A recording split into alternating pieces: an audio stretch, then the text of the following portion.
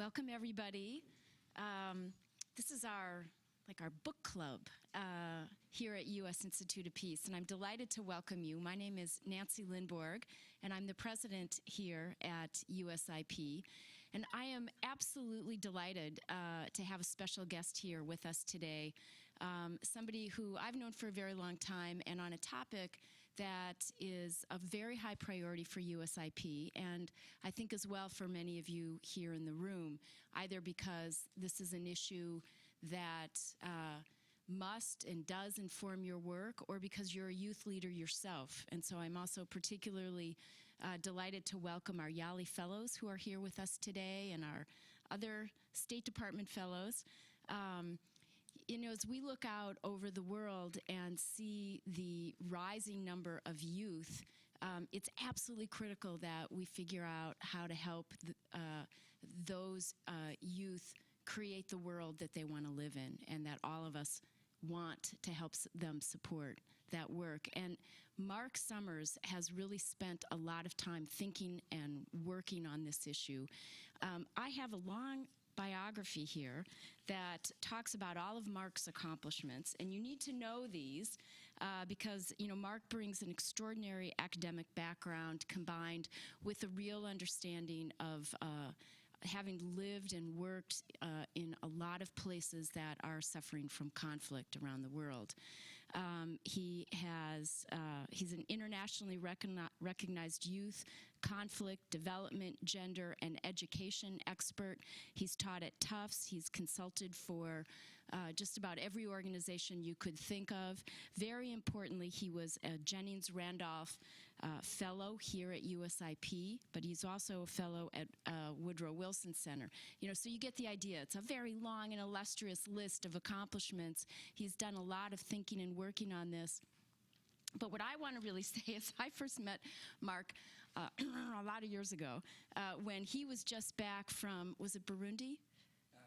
Kenya, as a Peace Corps volunteer, and we were both living in Chicago, and I had Marc really told these amazing stories of his time as a Peace Corps volunteer, and I know that that experience has really informed his career in terms of understanding that you can't arrive at some of these grand academic conclusions without really spending time with the community, talking to the people whose lives are most deeply affected, and that's really informed a lot of your work and enabled you to have the kind of deep analysis that I think makes a huge difference.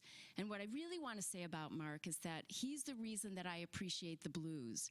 And without Marc giving me a tour of Chicago blues clubs when we both lived there some time ago, I would have a very different experience. And so just like he was a great tour of the blues clubs, his book, The Outcast Majority, I think provides a similarly really important blueprint for us to be thinking of these critical issues. So please join me in welcoming Dr. Marc Sommers here to USIP's book club.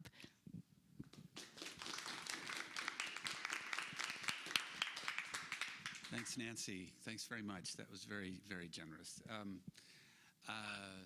Yes, Nancy and I go back a long way. I have great memories of those early days in Chicago. I have great memories of being here at USIP.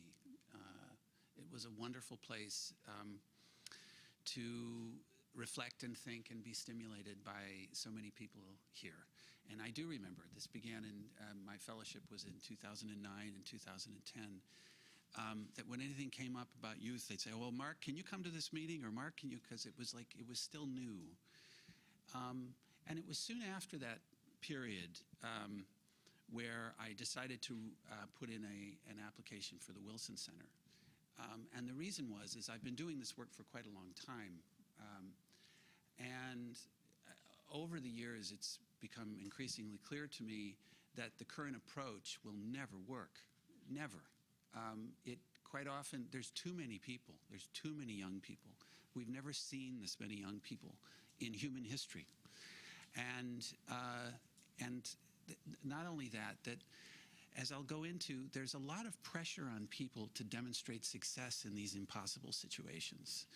And so a lot of times people unintentionally, or organizations unintentionally, don't have much impact or actually can make things worse. Not that anybody wants to. And so that was the motivation to trying to write this book. And I wanted, before I start, I wanted to just point out that it's intentional that there's a woman, a female youth, on the cover. And the reason is because when we think of youth, we think of male youth primarily. And what I found in my research is the reason why a male youth is so much a part of the idea of youth is because we're afraid of them, particularly if they're from Africa or the Middle East. And that comes up over and over and over again, or anywhere in the world if they're living in cities.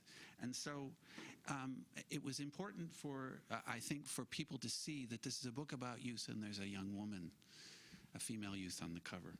Of course, with those young whippersnappers who jump in just about any picture in Africa. So I wanted to, again, thank USIP for making this event happen, because I'm very pleased to be here. Just a little background on the book itself. I guess I started doing this kind of research in 1994. My first job out of grad school was in Rwandan refugee camps right after the genocide in Tanzania. And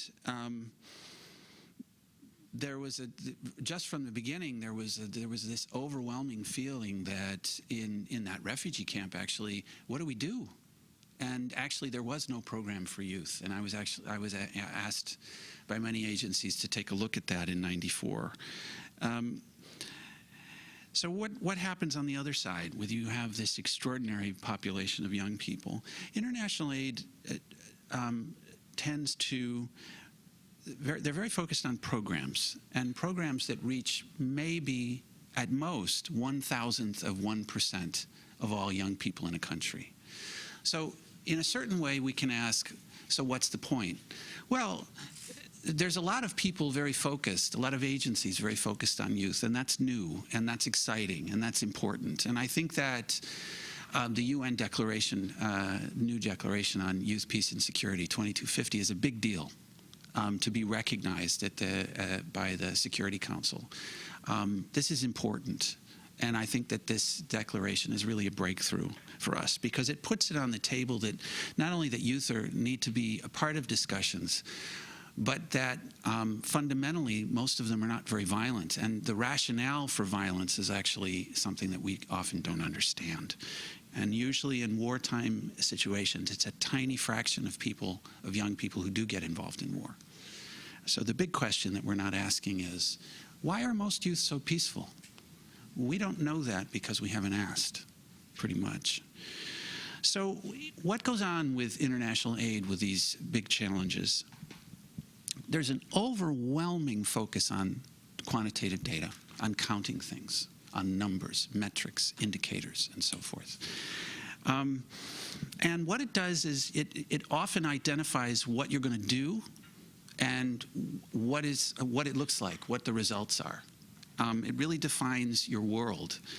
And often it gives the impression that you can do good development without having any interaction whatsoever with poor people. Because the numbers can tell you what to do and how to perform it. So you get these programs like, let's do vaccinations in a country, let's do bed nets, let's build a bunch of schools, let's build some clinics, and then that's the program. You identify the countable indicators, and that's a good program. Well, there's a gap there, and that's what the book's about. So the structure of the book has to do with who are these people? What's their situation, particularly in youth in war and post-war contexts in Africa? So among the issues that are talked about is gender, failed adulthood, what this kind of remarkable young people, how they get through extraordinary wartime experiences, malnutrition, trauma, sexual and domestic violence, urban migration, and a lot of other issues. So that's the part of the book where I'm trying to give people an understanding of who these people are and what they're going through. And then I jump to, okay, so what's the development approach? It's real different. so in that section, and I'll get to this, the idea is to explore what development looks like, and where youth fit or don't fit in the whole equation. And so finally, the book ends with a framework, which many people had asked me and said, okay, you're so smart. What should we do about it?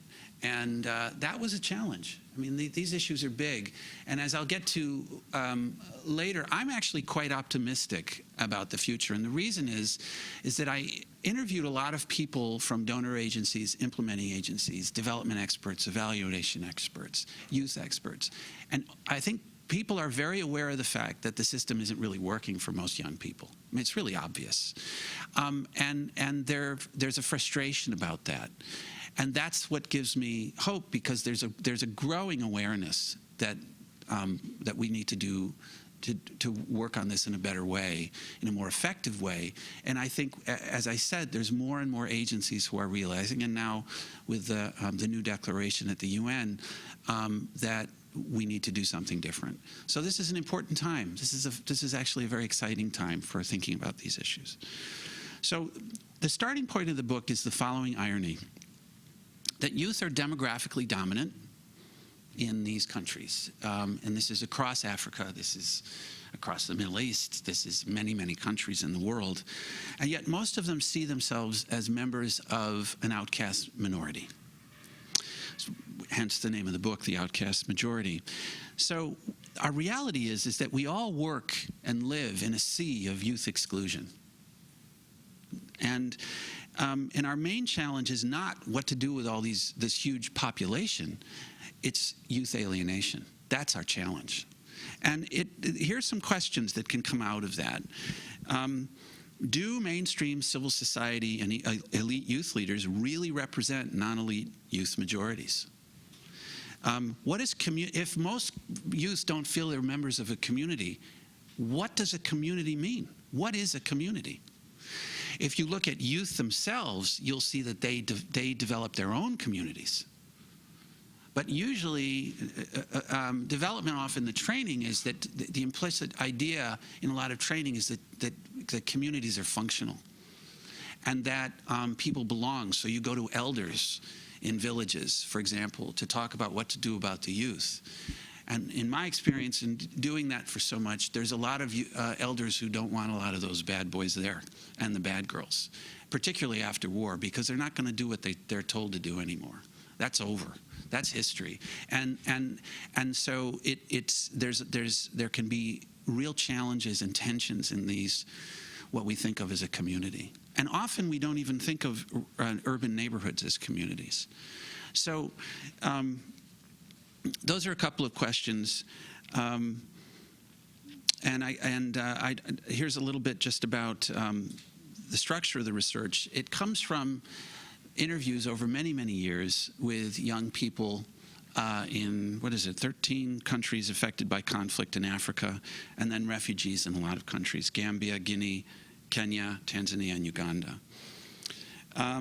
Interviews, as I said, with donor officials and implementing agency officials and people considered experts in the field of youth or evaluation or development. Interviews with African government officials, and then really hundreds of publications to get through the sort of the breadth of what's covered in the book. I had to do a lot of reading. So here are some ideas about youth that are featured in the Outcast Majority. The context of youth exclusion. That should be our starting point. And of course, the starting point, I think, is a useful one. We got a lot of young people, and more than we've ever seen, as I mentioned. Then there is something that comes out in the book that I call systematic exclusion. And systematic exclusion has to do with how systems, just through the function of these systems, leave most young people out. Schools. So in most countries in Africa, it's rare for a young person to get into a secondary school. Now, there are some exceptions: South Africa, Kenya, DRC. have fairly high numbers of young people who can get into secondary school. But most of Africa, even in primary school, you know you're not going. And so the ideas of advancement aren't there for you. And there's a realization of this for a lot of young people, as they've explained in many places, at a very young age. And then there's cultural exclusion. Now, the main issue that I talk about with regards to this is how hard it is to become recognized as an adult in Africa. It is extremely difficult. Expectations, the prerequisites are very difficult. In a farming environment, farming culture, you're expected to have land.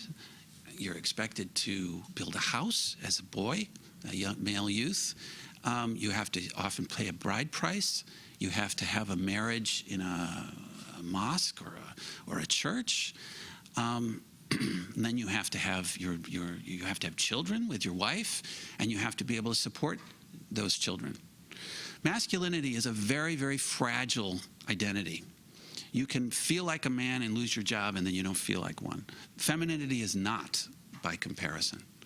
And it is very difficult. Now, for a boy in West Africa, how the heck is he going to get any land? It isn't there. How can you build a house? You need a job, you need money, you need for roofing, for example, is very expensive. How can you do this? So again, young people get this sense that they can't hit those requirements. And for a female youth, if you can't marry, you're not seen as a woman in a lot of cultures. So for them, for female and male youth, there's this realization that they're looked on quite often as failures. Now, in some countries, they really do humiliate these young people pretty regularly. In other places, they don't. But the loss of identity, the identity issue of being kind of a failure, leads to a lot of outcomes. Class inequality, emasculation, unmarried motherhood, which is extremely common, I've realized over the years. These are female youth who at some point have become mothers, and they're not recognized as women. In some countries, it's not really clear what you even call them, because they're not supposed to exist traditionally. And now they exist in huge amounts, in huge numbers. Domestic violence, drug and alcohol abuse. This is not just male youth. Marijuana smoking seems to be on the rise stratospherically in some places, in a big, big, big way in a lot of places. Prostitution. If you think about it, if a young man is in a city and he can't marry, how's he going to have sexual relations? Well, he can date somebody, but at some point the young lady is going to say, okay, after this is a nice Coca-Cola, where is this going, right? He doesn't have a job to be able to support her in a lot of cases. It's very intimidating. So quite often the rationale is go to a prostitute. Now, there's a demand for prostitutes because of this failed adulthood, is what I've realized. On the female side, if you are an unmarried mother and you have kids, one thing I've learned in research in many cities is you can bring your kids to work if you're a prostitute. And it's a very common job for female youth. In Bujumbura, for example, some female youth work part-time in order to, on the weekends, to get school fees, to pay for a secondary school. So, and then urban migration. If you feel that in a village you're going to be seen as a loser, then the idea of going into the city is pretty attractive. There's also a lot of really interesting, cities are interesting. You're not cut off. Youth all over the world want to connect to other youth. That's a fact. Well, cities are the place to do it. And for example, for youth in cities, how can they get their voice out? What I found is quite often for leadership, one place we're not often looking is hip hop artists. They're usually the only people in a city that are able to say, "This is who I am," and it's increasingly female youth as well. "This is my life." So I think there was a song in Tanzania, in Dar es Salaam, called Maisha, which just described a guy looking for a job, a day in my life, a day in my life, and he keeps getting told, "You're a thief, get out of here. Day of my life, a day in my life." So this is this sort of new world that youth are sort of creating. After a war and during a war, people go to cities in huge numbers. When they ever start counting numbers in South Sudan, I have this theory that Juba is going to be the fastest growing city in the world. I think, especially with all the instability now. What about the war-affected youth? There's a lot about this in the book, and I'm going to just mention that one of the challenges of working with youth affected by war is that they hide who they are. They hide what they've done. They hide their physical or psychological challenges. And they also hide the talents they've gathered in the war. If you're a young boy in a village, like the oldest son in a refugee camp, your parents might tell you, "Look, you better get back to that, go across the border and tell us who's on our land, because we need to know." And you have to figure it out and hope you don't get caught and killed. And so some of these kids are able to do amazing things. There is, in many non-state actors, there's no more valuable asset that you can have besides a girl or a female youth. Is there anything that they can't do? I'll give you an example. They're the best spies. You put them behind enemy lines and nobody will suspect them. And that is a very common vocation for female youth and girls who are abducted or join militias during the war. So there's a further irony also, which to me is really quite tragic, that I think we really need to listen to with regards to these commanders. Military commanders who abuse and exploit young people are the same ones who recognize their talent and potential. So in a village, kids often say, they just say, "You're too young, you can't do it." When you get abducted, that commander knows you can do anything. You can lead people in the field. You can be incredibly brave. You can do, you can be a spy. There are all these different leadership positions you can carry out. My God, Charles Taylor, so many of his officers were children, not just the troops. So these are remarkable young people, and they have to hide all of this skill and savvy. I mean, the tenacity of people. I think we like to think about youth as resilient. That's so obvious, right? But tenacity is what so many people have, and an ingenuity that is really quite extraordinary. Now, of course, after a war, how can you go back if you've had these amazing experiences? It's impossible. Why do we expect them to want to go back? The world's changed. And, I find it so interesting that programs for ex-combatants so often take place in rural areas. Where are most ex-combatants after a war? In the city. Are they going to go back? No, most of them, for very good reasons. So it's complicated, and we have to, the idea of the book is to try to understand it from the perspective of these young people that we're so concerned about, and also in many cases so afraid of. So what's the development response? Well, I'm going to just take out, mention 3 challenges that came out of the analysis of reading a lot and also interviewing a lot of people.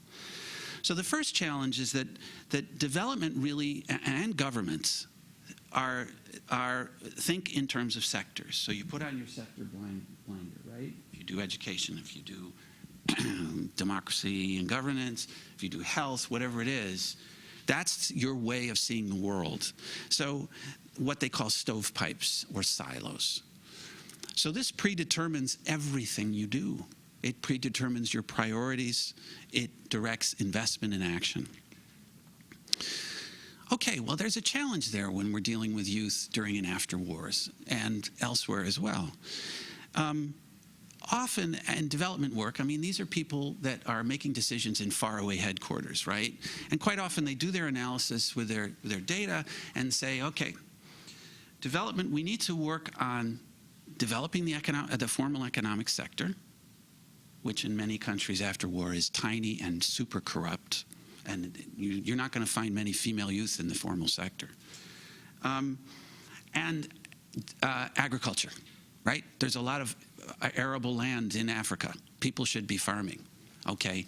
My son's 26. Using the word should with him, it still doesn't work. So what are youth doing? The opposite.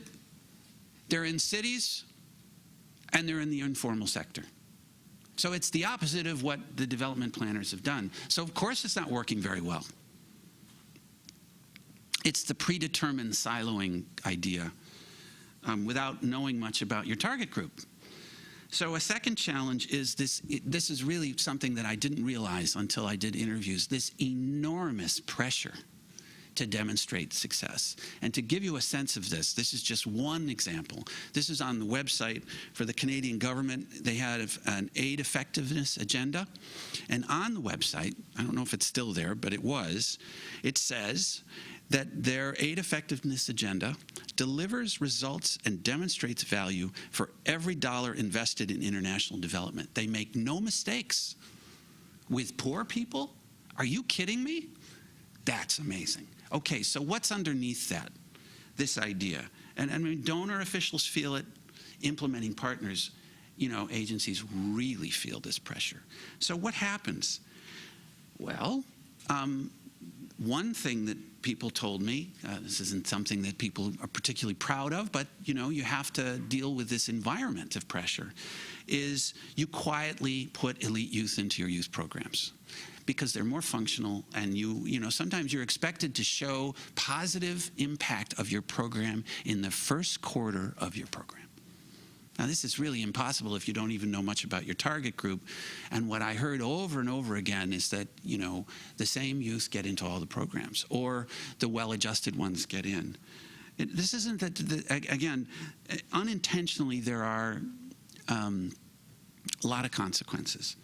First of all, you're demonstrating inequality and favoritism for the fortunate few.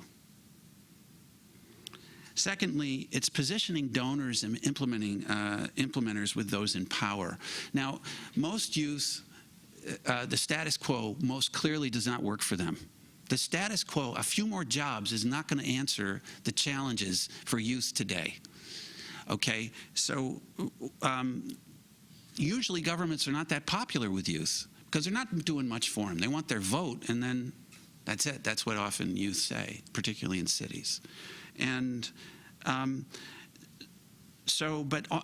when you're focusing on elite youth, it's the connected youth who get in, the ones connected to people in the government, people connected to the chief. I remember in Sierra Leone, there were some people working for an agency who were Sierra Leonean explaining to me, and they didn't understand the problem. They said, look, of course the chief's supporters gets into the youth program. He doesn't have money to give them. He gets them into programs. And that's how it works in Sierra Leone. What's the problem with that? I mean, this is the logic of a program. This is what they're for from the perspective of the Sierra Leonean implementers. And so I would point out that that is problematic. There were a lot of people when this youth program was going on that were desperate for this program. And so the potential to have a negative impact with a successful program is actually quite high. Because if the supporters of the chief then get a job, this is really crushing for a young woman who's working in a market plaiting hair with kids all around her, for example. These are people that really need a training program. They're not getting in. And in the system, they have no shot. And so this fuels fatalism. This fuels frustration. And it happens a lot. A third challenge is this, as I've said, this really remarkable focus on the quantitative in collecting numbers, metrics, correlations, indicators, outputs, statistics, and so on. to identify problems and determine the effectiveness of initiatives that I mentioned. And again, it's important to realize when you have this kind of environment that's sort of that you create with numbers and not with people, it does give the impression that you don't need to interact with people to decide on how to help them. Let's be honest, in a lot of countries, educated people make decisions for uneducated people. Why would you ask a person without education about anything? They don't have any education. What do they know? They have a saying in Central Africa, development agencies normally train elite people. And what will you do with that information? And it's very common to hear people say, I will inform the population. That's a very common phrase in Rwanda and Burundi. Yeah, well, you're not very popular with the population, but that's another question. So what do we do about this? I have a few ideas that I'm taking out of the framework from the end of the book. I just want to revisit this idea, which, if we can just try to keep present, is youth are demographically dominant, yet they see themselves as members of an outcast minority. And then what about the development approach? Well, it predetermines action in advance. It doesn't draw, in most cases, on the perspectives and priorities of excluded youth majorities. Right? The priorities of elite youth are not the same as non-elite youth, and quite often the two groups are very much in conflict with each other and often don't like each other. And they have different priorities. And it isn't as if the masses of non-elite youth in a country, which is like 90% of youth, have uniform ideas about what's needed. These programs tend to reach tiny, tiny proportions of the youth population. They're under enormous pressure to demonstrate very quick success.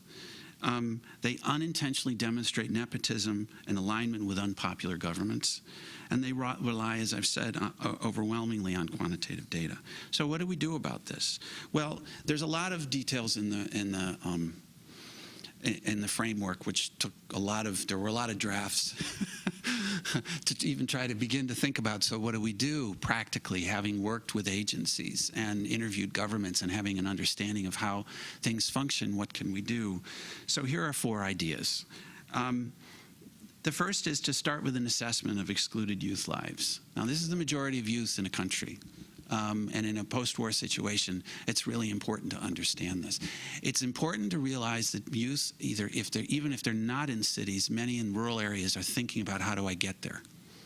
Or they have an orientation that really tries to connect them to urban youth, using the language, listening to the songs, dressing like an urban youth. In East Africa, they have if a kid is a male youth is really oriented to the city, he's known as city boy, and a lot of kids in the rural areas want to be known as city boy also, because that's the idea. So there are some questions that I put down. What can we find out if we do assessments with excluded youth lives? And this has to include quite a bit of qualitative research, of conversations. But asking questions, what are their priorities? What factors promote cultural exclusion? What factors systematically exclude youth? And what programs and policy reforms have the best chance of advancing youth inclusion? A second idea is to advocate for policies that reverse youth exclusion. Now, when you do your research, there are going to come up a lot of ideas, you're not going to be able to do them all, that are excluding youth. One of the things that I think we really do have to change is we have to put more value on policy advocacy, reforming policies, reforming practices. If you interview urban youth and they don't talk about harassment from the police, I will be amazed. I would be astonished. And, the police issue is all over the world. We know it's in America. Think about it. In cities, most people, where they live, it's illegal. It's informal housing. Most people, what they do to make a living is illegal, technically. It's in the informal sector. The openings for harassment, corruption, and so forth is so enormous. And there's no checks on this this kind of predatory behavior from government, or even, and not often not government people who are quite powerful. This sort of thing happens every day, and it's a huge, huge problem. If you are, there was a woman I interviewed, a female youth and unmarried mother in Kigali, and she was explaining that the only thing she could do was sell umbrellas. And I mean, you know, the state, the police, and then these other defense force people, they knew her, and there she is with her umbrellas, and she doesn't have permission to do it, so she'd have to give them money, or she'd have to take their umbrellas. And I said to her, do you have an option? And the answer was no, she didn't have an option. And so she had to keep doing this and hope that she could get by a few days without having somebody take the umbrellas away or take her money away. So this kind of predatory behavior is enormous in youth lives. And to pretend that it's not there is really, or to not look there, or to focus in a very narrow way on programs, it's going to not, you know, I think it's a missed opportunity. Quite often, it's only outsiders who can say anything about these issues. You know, if you're a youth in a city and you say, look, we got a problem with the police, you might get arrested, right? But if you're a foreigner saying this and talking to government officials in a proper way, you have a chance. And here's a benefit we have. This is why governments will listen, in my experience, quite often. Not everybody, but quite often. Because they have no solutions for youth. And they're really afraid of young men, particularly the ones in cities. So it's an opening. It's not a negative thing. We can turn that into something that I think that gives us a chance to have real conversations about female youth as well, about what the problems are, and you know, how to create more stability in the society, in the country. You have to have those discussions, and I think that's something that international agencies need to really take on, because it's much too dangerous in many countries to even think of doing this kind of advocacy. It's possible, it happens, but it's difficult. So a third idea is to, I'm not saying don't do programs, but establish programs that address excluded youth priorities. Now, this is hard to do. Here are 4 questions to think about. Who will you target as your program participants, and what's your rationale? One of the things that's quite amazing is how so many programs don't really have much of a rationale for targeting at all. Strategic targeting is often missing. Okay? Now, if you're going to target a tiny number of people, you know, in a giant city, how will you demonstrate some degree of inclusion? We have to change our evaluations. You have to see what the impact of a youth program is on people not in the program. If you have a successful program, it makes people feel worse because they can't get in.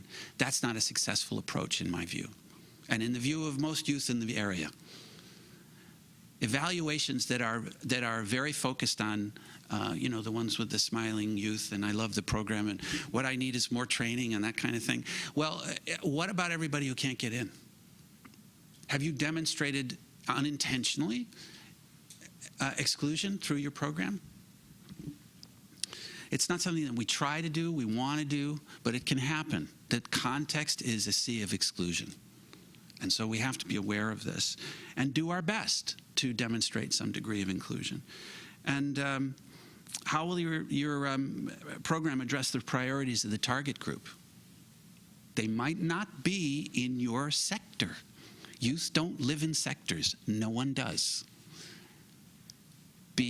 That's the whole point of research, to be surprised. And how will you minimize the negative impact on youth who can't participate in your program? And one of the tricks of this is to try to have discussions. And there are some ideas on how to do this in the book that, in chapter 6, the end of the book, that might be useful. finally, if you remember anything at all, here's a rule of thumb. Find out who the bad youth are, the ones they call the really bad boys and the bad girls, and address their priorities with policy advocacy and programs. So I'll leave it there, and thank you very much for being so patient. Thanks very much.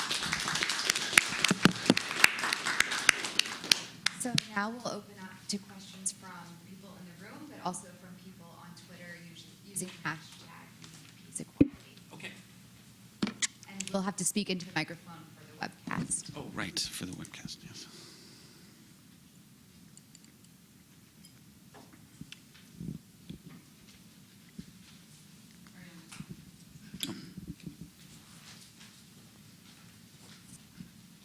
Hi, Mark. My name is Darren. Thanks for coming and being with us today. It's been wonderful. You said something about masculine identity as being fragile, which I found really interesting. And I'd love for you to elaborate on that a bit by connecting it to, policies and systems that are set up to exclude youth. And what I was hearing in that a little bit was a generational issue as well that taps into this masculine fragility where older men are in large part making policies that in some way impact younger men, and maybe intentionally or unintentionally they're excluding. Did you, in your research or in interviews, pick up any of a conflict that exists across, between generations of older men and young men, in terms of older men feeling threatened by new ideas or challenged in their masculinity by a younger generation of young men with their ingenuity, tenacity, as you described it? I can see that as being a potential issue. Thanks, Darren. That's a great question. The issue of masculine identity is fragile. I don't think there's any religion in the world where there's the concept of Father Earth. Doesn't exist. Mother Earth, femininity, you realize, is rock solid. When you become a woman, you can't lose that in most cultures, right? I think in every culture. Once you become a woman, you're a woman. Nobody's going to challenge that. What about masculinity? Okay, well, when I was teaching at the Fletcher School, about these issues, I would put on this song by Muddy Waters, a blues man, as Nancy mentioned. I like blues, and it's called Mannish Boy, and it's a grown man. He's like 60 and he's 70 singing this song about I'm a man. Isn't that a man? Sexual prowess. I can make love to a woman in 5 minutes time. Ain't that a man? And everybody goes, yeah, and I can do all these things because I'm a man. You have to constantly prove that you're a man. In most societies, you can be doing really well, you lose your job. Are you a man? Maybe, sort of, right? And that's in America. That's all over. So there's this insecurity and this tenuousness about being recognized. Now, how does this play into the kinds of systems that I've been talking about? It's really hard to become recognized as a man in Africa and in the Middle East. And I think in many parts of the world. And so with regards to the generational issue, I think one of the things that international agencies can do is have a conversation about this, because I do not think that the older generation wants to destroy their children and their younger generation. But it is. I mean, partially it has to do with the demography. If you're supposed to build a house, you don't have a lot of land like before. If you're supposed to pay the bride price or not, if you're supposed to pay for the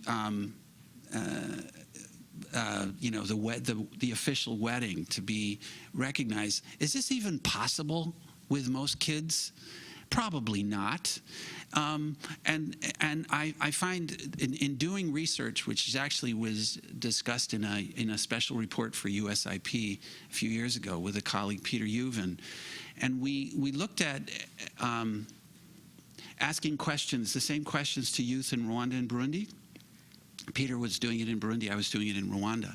And one of the things we found is the expectations were about the same, but culturally, Burundian older generation was much more accepting of youth who were struggling to become men.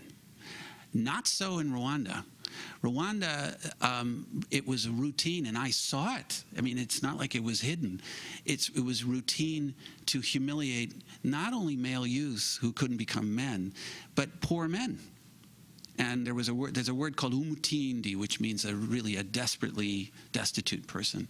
And quite often you can measure manhood in Rwanda and Burundi by have they finished their roof. And it can take a whole lifetime to finish a roof. So I was talking to a couple of guys, and they were talking about, I need 800 roof tiles for my roof, and I have 400. Another one said I have 500. These guys were in their 40s. And while we were talking, an old man with a cane was walking by, and he said something about Mzungu, me, and umutindi. And they said, you see what they're calling me? This happens every day. And what can I do? I can't do anything about it. But it's a burning humiliation. And so is everywhere as rough for growing up as Rwanda? Fortunately not. Is everywhere as accommodating as Burundi? I don't know. I think in a place like Sierra Leone, they've just given up. I think one of the things that's happened in my experience in West Africa is that the chances of being recognized as an adult for youth seems to be so accepted that it's impossible, that it's not really much of an expectation anymore. It's just not. It's not going to happen. And so I've found more open discussion in my experience in West Africa than other parts of Africa about this issue. But to give an example from another place, there was a study during the Intifada of male youth throwing stones Palestinians throwing stones at the Israelis. And this person did research and found out that what they really wanted to do was to be arrested, because they'd be detained for 30 days, the boys throwing the stones. And then they would come back as a hero. They stood up against the oppression of the opposition, and they came back, and they felt like men. And there would be big celebrations for them. And this is one of the things, I do not think that this is what the Israelis had intended, but it was a way of showing that you were a man, because the traditional ways of proving manhood weren't there anymore. And so war can be a way to replace that, to create new ways to do it. Certainly, if you can't be, as some people have interviewed male youth who are in armies, and one of the reasons people join is because you can't get married. But with a gun, with money, as a soldier, you have a different identity and you have a better chance. So, anyway, any other questions? Thank you very much, Mark. I'm Philip Akiwa. I'm from Sierra Leone, but I've been living in Guinea for the past 20 years. And I'm so glad that you know much about West Africa. And, there is something you mentioned about policy making, especially for youth development. I would like to know what are the strategies or the methods that will be used to put these policies in place, because some West African countries, they don't have much idea about policy. You see, that's something so bad. And then for many people, the system of policy is now that it is gradually increasing. And there is something also I would like to mention as a contribution is in the area of polygamy, especially in Guinea. This is another factor that is leading youth to go on the wrong side of you. Imagine a man marrying 4 wives, and you have to satisfy all these women. And sometimes the women are faced with competition in childbearing. And now you're a man having 4 wives, and each of them giving you 6 kids, 6 children. And then with too much of maybe suppression on you, you found early death among men, and you see women left out widowed, and then you see most of those children, they grow in hating one another, and then they are led to go on the street or maybe to join gang groups, to be in different negative groups, just to be found somewhere where they will be called theirs. These are the problems, and you highlighted key problems, the main problems of West Africa, and then I believe these are the things that we should stand to fight against. And then what would you give me as some key advices, because I work with youth, especially in peace building, youth empowerment, skills training, and other programs. Now, what would be some advices that you give to me that I can implement to contribute to fight against the problem that is growing among youth in my community? Thank you. Thank you, Philip.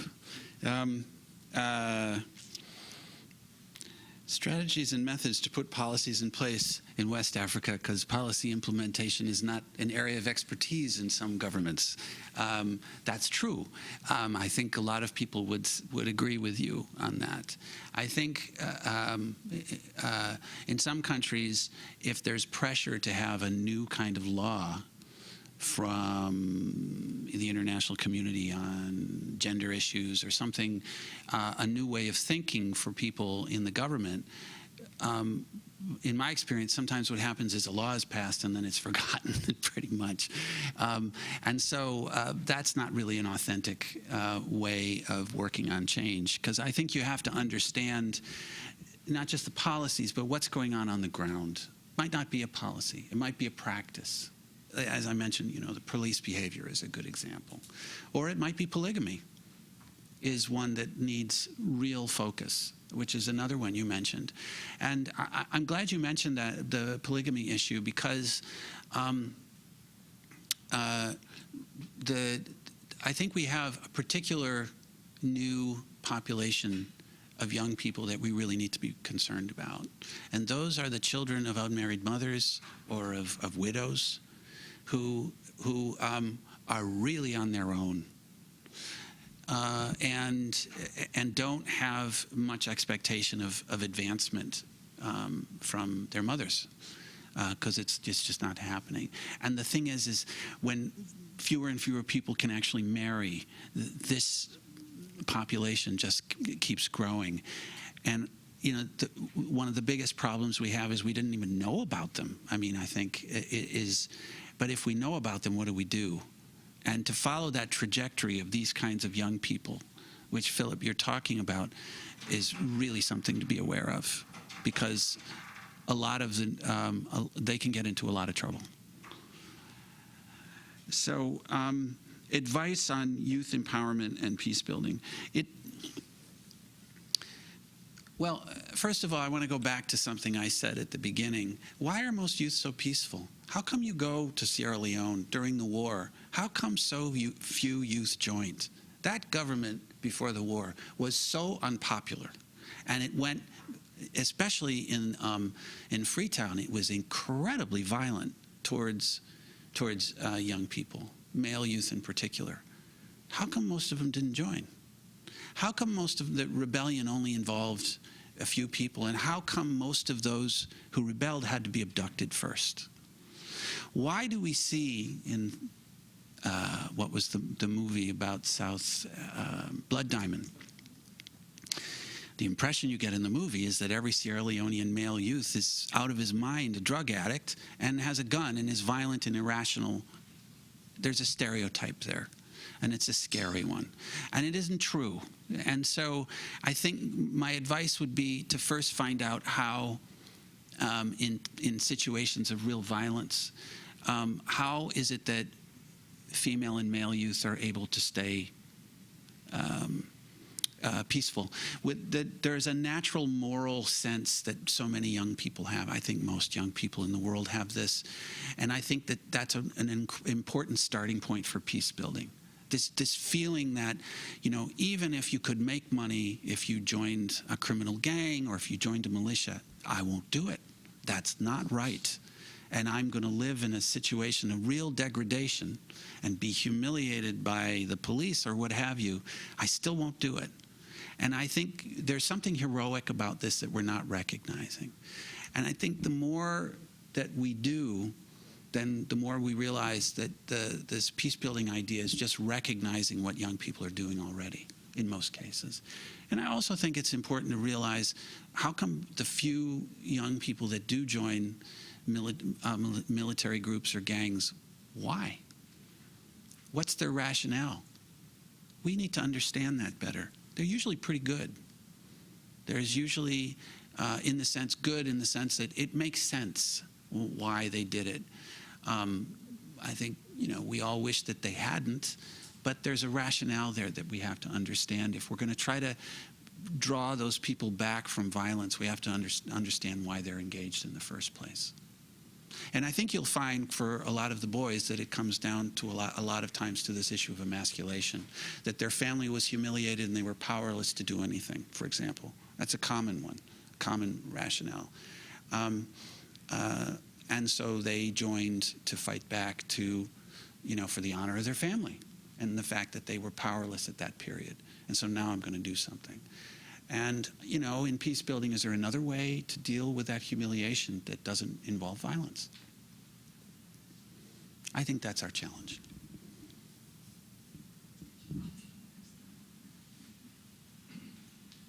Hi, Dave Peterson, National Democracy. I'm very interested in this issue of elite youth versus masses, I guess you might say. It's something I've been wrestling with for a few years now. With the endowment, we make small grants, a lot of organizations, a lot of youth organizations. Obviously, most of these are elite groups, not just secondary, but typically they're college graduates that are leading these organizations. But I wonder if you're appreciating the agency of young people in Africa. I've been following, for example, the Y'en a marre in Senegal, or Blaise Citoyen in Burkina Faso, the Lucha in DRC. There's a lot of very powerful youth movements in Africa these days. And what I'm very intrigued with is, how do you engage with these movements? And of course, I'm in a silo, with democracy and governance, and I suspect that it's limiting inevitably. But you didn't mention anything about social media, and that's certainly one thing that seems to be very powerful phenomenon, especially with youth these days in Africa. And I was just in Burkina Faso a couple months ago, and talking to the young people there about how they essentially overthrew the dictator. Social media was very important. It was led by musicians. I think your point about the hip-hop artists is very important. In a lot of these countries, it's quite amazing how huge a following these musicians have, and their ability to mobilize thousands and thousands of youth. And I think you say maybe some of these old leaders are afraid, and they maybe have good reason to be afraid. And it's not just the young men, it's the young women. But I really feel like I'm concerned that you're underestimating the power of youth in Africa. And I think the question for us is, how do we engage with them? Okay. Well, I don't think I am. I think that in a short presentation, I can't cover all things, but I tried to focus on this issue of tenacity earlier on to give a sense, and maybe agency would be another way. But I just find that so many youth, regardless of what they have to deal with, they're unsinkable. And so, of course, there's agency. and in a very powerful way. And I think in a much more important way than we realize, because you can't go back to something that no longer exists. I mean, this idea, when we talk about after war, we want to reintegrate youth. The problem with that is the word, reintegrate. No, it's integrate. You can't go back. Reintegrate into what? A lot of times it was the structures that existed, the practices that existed before the war that was part of the problem.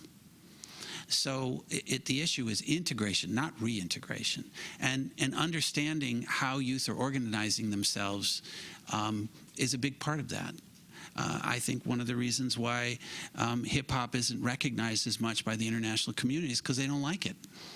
And, you know, you have to spend some time to understand what young people are saying in another language and so forth.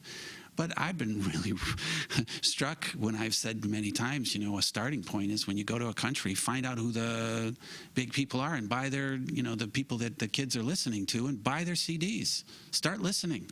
Put it on in a taxi. Ask the taxi driver to translate it for you. Everybody knows the songs. If they like them, they don't like them. Find out what they're talking about. Find out what those issues are. Find out. I'll give you a great example when we talk about youth leaders. If, in my view, an authentic youth leader is you have to find out who they are. Sierra Leone is a good example. I've spent quite a bit of time there. There's this remarkable musician named Emerson Bokari. And Emerson had a song called Yesterday Better Pastide. And I remember I would ask youth when I was there, when that song was really popular, and I'd say, "How's the day? You know, how are you? How's the day?" And male and female youth would say, "Yesterday better past today." Now there is an influential young man. There is an influential youth. There is a youth leader. He had another song named Bobo Bele, which is about corruption. And so this is in Sierra Leone, which is a big problem. Every politician talks about it. It's a big, big problem.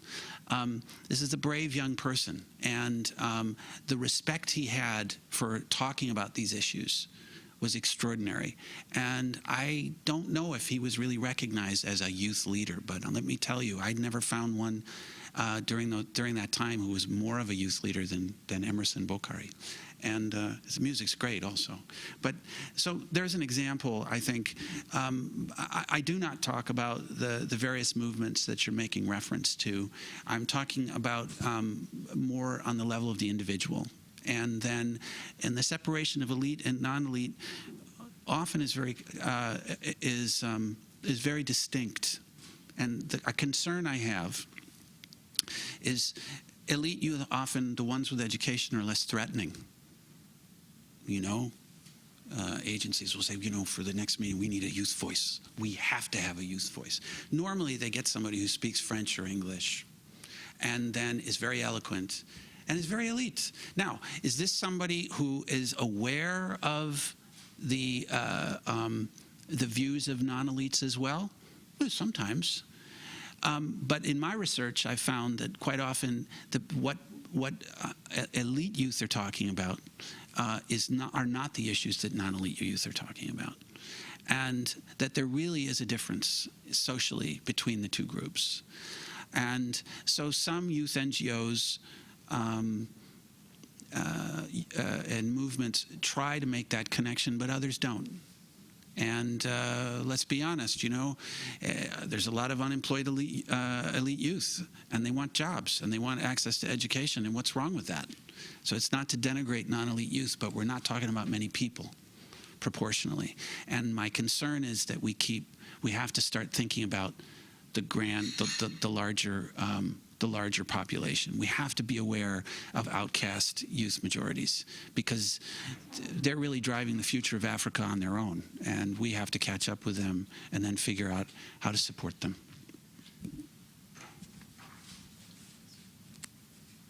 Hi, Mark. Thanks very much for your presentation. It's been very issues. My name is Nick from the National Democratic Institute. I think my question sort of overlaps with a few that were already asked, but you mentioned the issue of systemic bias exclusion, and also the need for it, and how that's kind of causing you to be disenchanted with government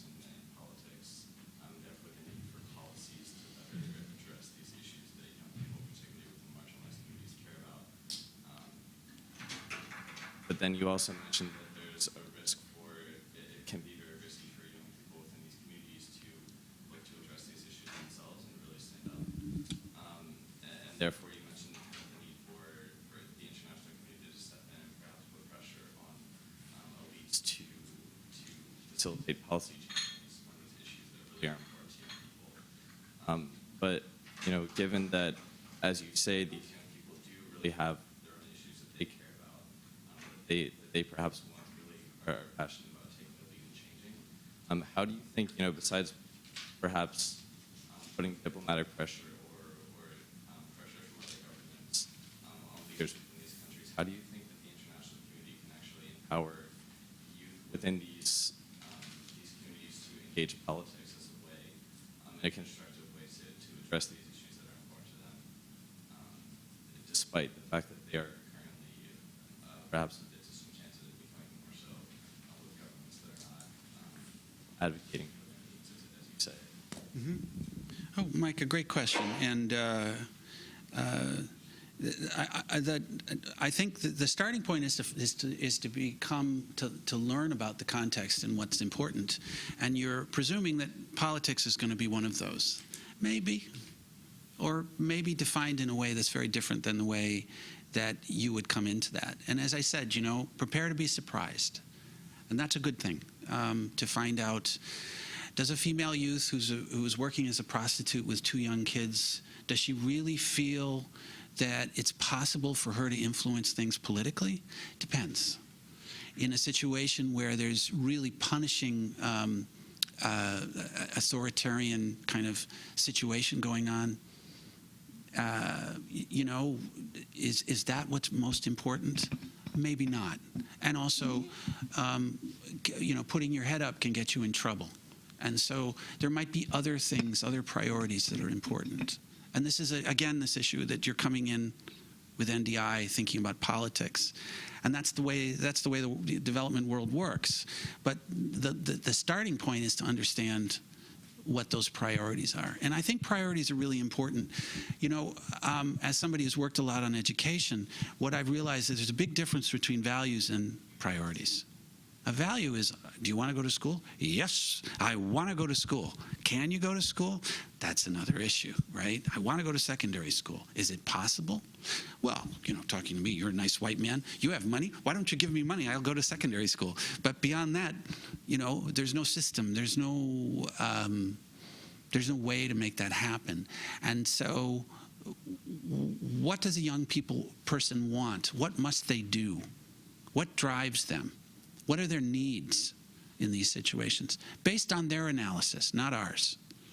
And so I think that's the starting point. And, it could be based, we might have a sense going in, but we might also be surprised. So that's really, it's the learning environment. We have to know about young people before we start talking about this. And, think twice next time when you say the youth need this and the youth need that. We're talking about millions and millions and millions and millions of people in every country. Who are you talking about? And my experience is that when you say the youth need this and the youth need that, elite male youth generally benefit programmatically in terms of access, in terms of recognition. Which gets to the issue of social media. Social media is something to study. In some countries, it's really just elite youth doing it, and usually male youth. Not necessarily. Kenya is a good example of all kinds of people using social media. So it depends on the issue of social media. It is important. In some countries, in Burundi, I think 5% of Burundians have cell phones. I'm not sure. 4 to 5% of the population has access to electricity. In South Sudan, I don't know what it is right now. It's not just having a cell phone, it's charging it. And then being able to buy the units to use it. So how many people are using it? What's the profile of the people using it? I think to assume that everybody is a mistake. Africans in general, don't use the internet. It's mobile phones. That's what people want. and they have an incredible significance symbolically for people. Just to give you an example, I've noticed this in Burundi. In traditional dances, women usually in their right hand will hold when they're dancing, a handkerchief, and then when they get hot, they just go like that, and they keep dancing, and that handkerchief is right there. What's in their right hand now? A cell phone.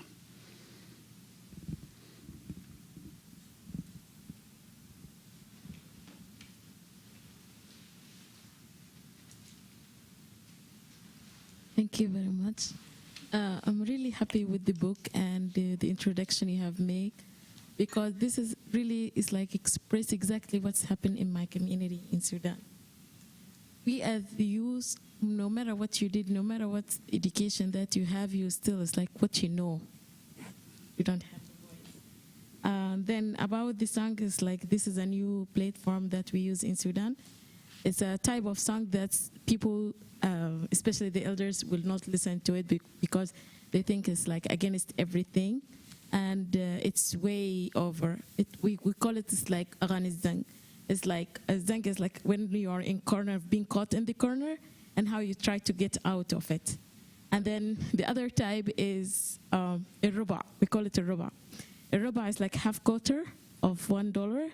So it's like, this is what you, as a youth, this is what you worth. It's like this quarter. So you don't have a voice. And what has happened in that songs, like they express exactly what's happened, the situation when you go out of your home, what the problem that you face, and how you go about it. And then it's like, we use as like father, as a government, like, and then the suit as like where you live in the house and how you try to get out of it. And we also use social media as Facebook or WhatsApp exactly to express the problem that we go about it and how we should go forward. But still, in terms of policy, we don't have strong policies. And also youth, they protest, they tell their opposite thinking about what is happening, but still there is no way forward to achieve is like public policy or something. I found one good solution is that the informal sector.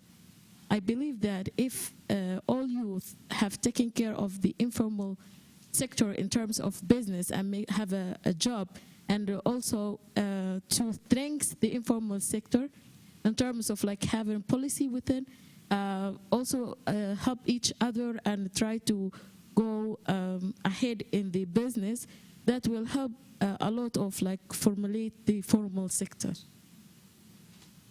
Also in Sudan, we use education as the ultimate goal. It's not a tool to use it and reform policies or to advocate about. The last things I want to talk about is the single mom.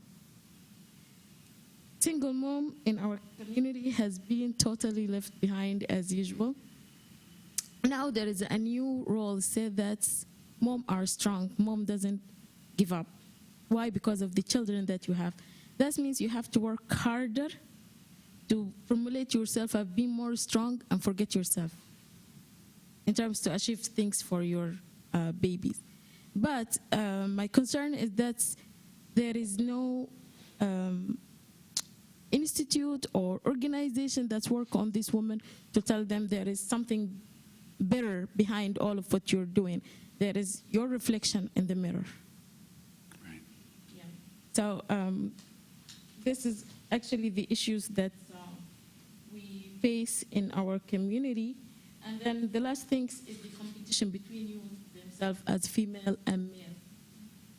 Because for us, as you said, that male, they try to prove themselves to the community. They're becoming a man or having a manhood within them. For us, it's like how to get the first wife. Once you get the first wife, that means the fellow is very easy, very easy. Even if you don't have money, you don't have nothing. Once you have gotten the first wife, because it's very expensive, then you can get the second, the third, and fourth. Very easy. So being a woman also, youth women, try to improve yourself and have education. and then have a job, that means some sort of how competition to the man, because as a woman, you have to really work it hard on it. And that's create a gap between youth as female and male. And for us, we don't direct male to work harder or to improve themselves, but we direct women to go back to the kitchen. Like, why you are going out, this is not your place, why you being a compete with a man, he needs to work hard so that he can formulate a family and be the head of the family. But you are just a wife, you're supposed to support them. And what has happened when you go to the kitchen? You don't have that money, you don't have anything to cook. So still you need to go back again to the street or the market business to have that, at least that amount of food, and come back home and cook it. So this is also another problem. Like, we are youth all, female and male, we still, we need to work together. And most of the time, youth solve the problem of they are being youth and they don't have a voice by getting married early. So if you are a man or a woman, you get married, okay, that's the time you will still have a voice and be respected in the community. But we forget that the problems comes out of marriage if the two people they don't know really exactly what's marriage about. Thank you. Wow. Thank you very much. I mean, one of the things I'm thinking about for like a broader audience is that came up in the research is there is an unresolved tension between youth work and gender work, and what I found in interviewing people, because this is something, you have all these great reports, but the reality of development, the development reports from agencies and so forth, but the reality of development is not in those reports, is what everyone said. Don't read our reports. Let me tell you what's really going on. That kind of thing would happen in interviews. And the issue of gender and youth is really interesting. What's the subtext? What is it? What do they really mean? Gender, adult youth, is what a lot of practitioners, donors, and so on said. What does youth mean? Male youth. Gosh, that's funny. Female youth don't exist in either. And so that's something for us to really realize. I think what happens is that they, when they have children, they're seen just as young mothers. Now, young mothers aren't as important as older mothers in terms of NGOs and so forth, organizing. And in terms of youth, it's the male youth who generally get the focus, again, quite often, because they're the ones we're afraid of. They're the ones we're concerned about. And so you're very right that female youth are often left behind. Now, increasingly, they're becoming unmarried mothers. I think it's important to realize for a female youth in a lot of societies in Africa, and I think quite far beyond, you have a very, very, very narrow time frame in which you can actually marry. By the time you're 24, 25, in a lot of places, you're too old. No one's going to marry you. You become an old lady, like a spinster. In a lot of countries, unless you're maybe if you have high education, it's different. But on the ground for most, once you hit 25 in a lot of places, you're an old lady. And in terms of how you're seen culturally. And so the pressure on these young people, you're waiting to get married. To who? And I think that's one of the reasons why in places where there's polygamy, the older men come in and snap up these these girls, basically, quite often. So you were talking about this issue. I find this very interesting. There are so many places in urban Africa that I've found where people invent words for how to escape. So in Tanzania years ago, there was this movie by Chuck Norris, and it was a POW, prisoner of war movie from Vietnam.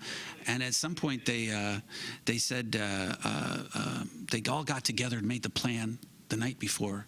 And when they did, so, okay, you do this, in the morning you do this, and then everybody said, these are all these American soldiers, and they said, yeah. And so the new word from the movie to escape was twende tuyeye, kuyeye. So when they see the police come, kuyeye, was the way to say let's escape. So I've heard this in many places. To escape from who? From the police, from security, whatever. Because what you're doing is illegal. You're not supposed to be together. You're not supposed to do this. Female youth, there's always a problem. And you mentioned policy, and I urge everyone to keep in mind, policies don't matter. It's implemented policies. There are a lot of policies that just sit there. And so that is a way sometimes for governments to say, we'll work on that policy. No, they won't. It's a policy that's just, it's a law on the books, nothing happens. Implemented ones. And then practices that are implemented that aren't on the books. And that's where we get into the issues of, I think, the informal sector. The informal sector is a vital place for female youth. There's nowhere else to go. For most male youth, it's also the same. These are enormous, and war economies expand, not contract, in many places. And then there are more things for sale, not less things for sale during wars. And so it's important to understand how the dimensions of the informal sector and how there isn't an option in the lives of so many young people. That's all there is, and we have to understand it and how it works. And I think as outsiders to get involved and try to recognize these people. And I think it's a good starting place to think of female youth, because they're not, how can you help them if nobody's even aware of their existence? And unfortunately, that often happens. We've got 1 more minute, so maybe one last question. My name is Caleb from Kenya. In one of your works, correct me if I'm wrong, I don't know whether it's this one, you talk about going to Congo and talking to a woman and asking the woman, where's your son? He says, ameenda kuishi maisha mengine, which means she's going to live the white man's life in the town. And looking at what you've talked about in cultural exclusion, look, like for example in Kenya, at one point it was culturally accepted, like when you go to the city, it's like that's your manhood. When you go to the city and do whatever work there, or just try to make a shilling and go back to the village, then you'd be considered as a man. But now it's changing because more people are coming to the city. It's becoming more common, and anybody can do it. So it has raised to people who are traveling outside the country, people who are in diaspora. So my question is, with the rise of social media, where people are able to connect from people outside Africa. For example, in South Sudan, where we see youth in diaspora actually fueling the flames of conflict and influencing other youth. My question is, what is the role of the youth in diaspora, and how does that affect the youth in Africa who looks at this person as, okay, this is a man, he's in the US or he's in Europe, and he has education or whatever. Maybe he doesn't even have a university degree in Europe, but the fact that he's in that country is considered, like that's adulthood. So where does that fit in? How they influence the youth. Wow, what a great question, and I'll go quickly. This is a big idea, but I think the diaspora, youth in the diaspora, youth who living outside of the country, is really a way of saying there isn't much for me here. And so the role models are often in other places because there aren't those role models. And it's kind of a tragedy when this happens, because the role model is kind of, it can be unreachable. University degree when you've only been in primary school or something like that. But I think it's an indication of people's aspirations and who they're modeling themselves after. And when you get a situation where people are modeling themselves after people, the idea of a successful youth, where? Not in my country, outside, which is a way of saying we got a problem here, because the role models aren't in this country anymore. And so I think it's a way of recognizing how significant our challenges are through that, and also where they're pitching themselves, where do they want to go. The last point I want to make is, again, just to say I'm really optimistic about making things different, because we're having these conversations now. I tell you, 10 years ago, In America, before 9/11, there were no youth. There was no real focus on youth in my experience. It was really difficult to have a discussion. It was usually, yes, it's important, but, and then you have all the reasons why you can't do something. And there really now is a recognition not only that youth are important, but that we have youth giving us ideas and being part of the conversation. And the UN declaration is 2250 is really helping us move in that direction, and I think that's all very exciting. So thanks very much for your time.